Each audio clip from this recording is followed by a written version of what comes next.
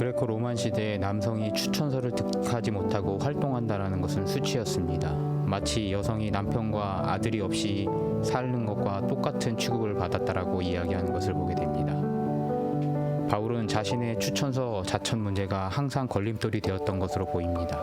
그와 누가가 사도들 중에 유일하게 이방인으로서 이방인을 향해 불리움을 받은 사도라는 특수성의 필요성이 교회 안에 인정되면서도 유대 관습의 문제들로 인하여서 항상 대적들의 공격을 받은 것으로 보여지게 됩니다. 바울은 이 추천서를 영원히 받을 수 없었습니다. 그렇지만 추천서가 없는 것은 사역이 힘들 뿐이지 못하는 것은 아니라는 핵심을 사도 바울은 잘 알고 있었습니다. 인간의 추천서가 아니라 하나님이 바울 안에 심겨주신 내적인 추천서, 그리고 그 추천서에 부끄럽지 않게 행동하고 그것을 고린도 교우들에게 증거하고 있는 것입니다.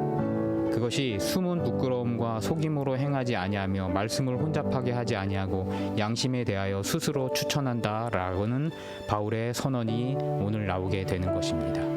물론 대적들은 계속 현상과 물질적인 토대를 물고 늘어지겠지만 그것 때문에 바울의 복음이 전달되는 게 막힌다라면은 사도 바울 선생님은 가리었으면 망하는 자들에게 가리운 것이다 라는 내적 확신에서 나온 당당함을 오늘 글 속에서 적고 있는 것을 보게 됩니다. 하나님의 백성과 사역자는 내적인 확신을 소유해야 합니다.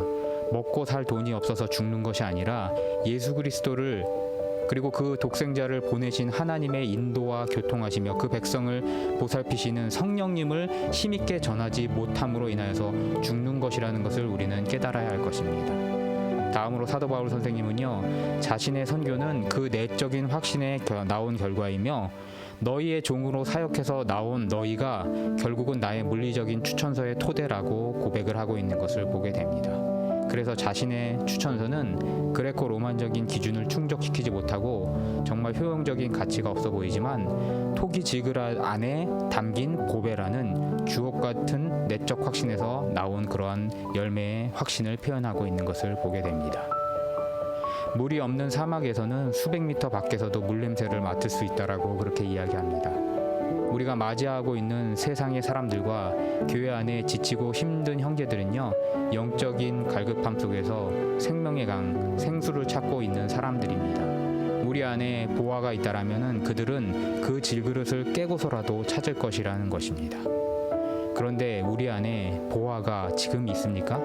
그 보화는 어디 있습니까? 우리는 그것을 회복해야 할 것입니다. 우리의 사역의 확신은 어디 있습니까? 장대 끝 안에 매달려서 그 가운데서 우리가 하나님을 찾았었고요. 그 찾은 하나님으로 말미암아 받은 은혜를 또다시 장대 끝에 매달린 다른 성도들과 형제 자매들에게 잘 전하고 있습니까? 혹은 금방 앉은 자리에서 편하는 헌금 장사 혹은 구걸로 예수 그리스도의 사역을 더럽히고 있지는 않습니까? 예수의 몸을 진짜로 짊어진 사람은요, 먹을 것이 없어도 쓰러지지 않습니다.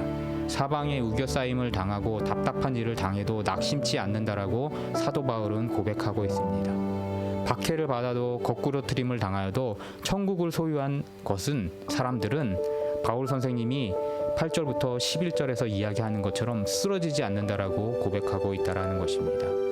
이러한 천국을 소유한 마음을 우리가 가지고 있는 물질로 고백하시는 축복이 있는 우리 글반석교회 성도들 되시기를 축복합니다.